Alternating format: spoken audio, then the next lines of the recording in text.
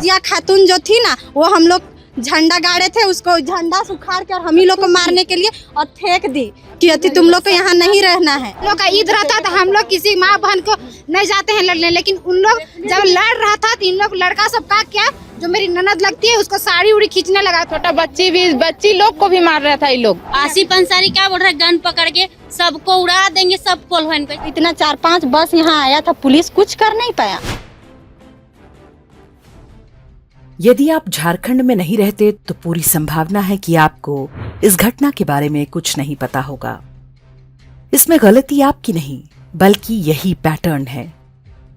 चाहे कितना भी सोशल मीडिया आ गया हो, हमें वही पता चल पाता है जो हमें बताया जाता है।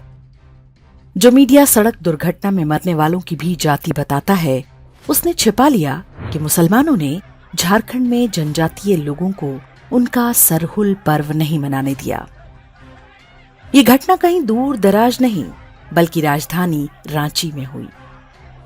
जनजातीय समुदाय के लोग न तो जय श्री राम के नारे लगा रहे थे, न क्रिकेट में भारत के जीतने पर खुशी मना रहे थे। फिर भी उन पर पथराव हुआ। महिलाओं को दौड़ा दौड़ाकर लाठी डंडों से पीटा गया। सरहुल जनजातीय समाज के सबसे बड़े उत्सवों में से एक है। ये चैत्र मास के शुक्ल पक्ष की तृतीया को मनाया जाता है। इस अवसर पर जनजातीय समुदाय के लोग धर्मेश के रूप में सिंगबोगा अर्थात सूर्य देवता की पूजा करते हैं। ये एक परंपरा है जिसमें नई उपज के लिए सूर्य को धन्यवाद कहा जाता है। साथ ही अच्छी बरसात के लिए सूर्य से प्रार्थना की जाती है। हजारों वर्ष से ये परंपरा चलती आई। जनजातीय लोग हमेशा से जानते थे कि सूर्य ही जीवन दाता है। सूर्य धरती का चक्कर नहीं लगाता बल्कि धरती ही सूर्य के चारों ओर घूमती है। उसी से ऋतुएं बदलती हैं और दिन रात होता है। जनजातीय ही नहीं, भारत के सभी सामाजिक समूहों के लिए ये सारा ज्ञान सामान्य बात है। सबकी जड़ें और ज्ञान का स्रोत एक ही है। मूल रूप से सब एक ही हैं।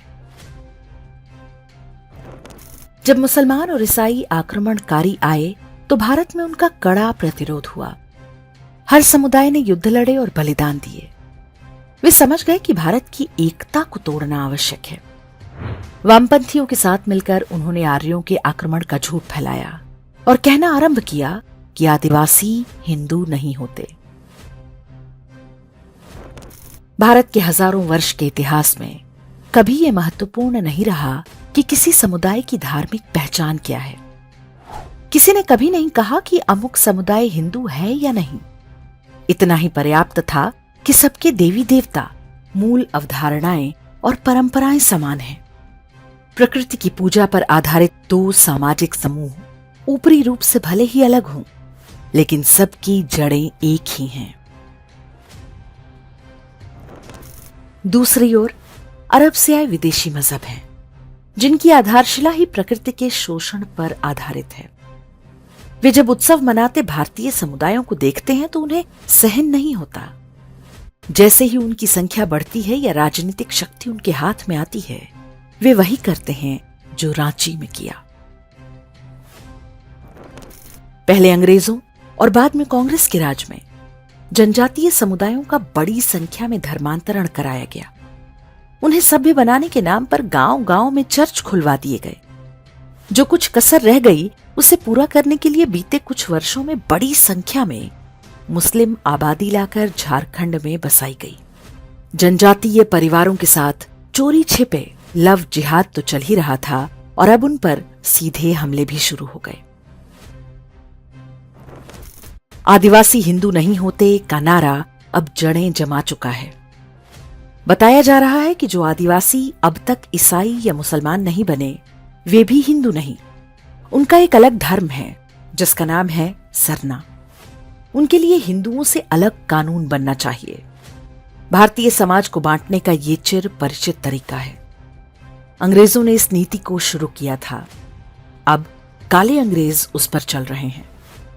वे जानते हैं कि कोई समुदाय जब एक बार अपनी मुख्य धारा से काट दिया जाता है तो उसे शिकार बनाना आसान हो जाता है। सरहुल कोई अपवाद नहीं। जनजातीय समुदाय का एक अन्य प्रमुख पर्व कर्मा पूजा भी अब्राहमिक मजहबों के निशाने पर है। कर्मा पूजा भारतीय पंचांग के अनुसार भाद्रपद माह के शुक्ल पक्ष की एकादशी को मनाया जाता है। ये भाई दूज की तरह का पर्व है। जहां जहां पर मजहबी आबादी बढ़ गई, वहां पर कर्मा पूजा पर भी हमले की घटनाएं बीते वर्षों में तेजी से बढ़ी हैं।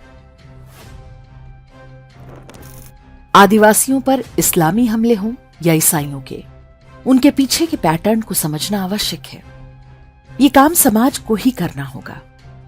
आदिवासी अस्मिता की राजनीति करने वाले बहुत पहले ही बिक चुके हैं। एक सामान्य भारतीय के रूप में हमें अपनी संस्कृतियों और धर्म की अंतर्निहित एकता को समझना होगा। तभी हम बांटने के षड्यंत्रों को समझ पाएंगे। जब ऐसा होगा तो हमारी संस्कृति, परंपरा, पर्व और भाषा आने वाली पीढ़ियों के लिए सुरक्षित रहेंगी। दूसरा कोई उपाय नहीं है।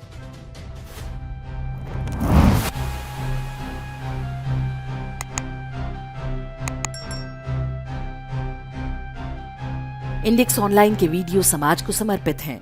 आप इनको डाउनलोड करके जैसे चाहे वैसे प्रयोग कर सकते हैं। चाहे तो आप हमारे टेलीग्राम चैनल से जुड़ सकते हैं। वहां सारे नए पुराने वीडियो आपको मिल जाएंगे। हमारे सोशल मीडिया लिंक हर वीडियो के डिस्क्रिप्शन में होते हैं। हमारा एकमात्र उद्देश्य हिंदू समाज को जागृत और एकजुट करना है। इसमें सहभागी बने। धन्यवाद।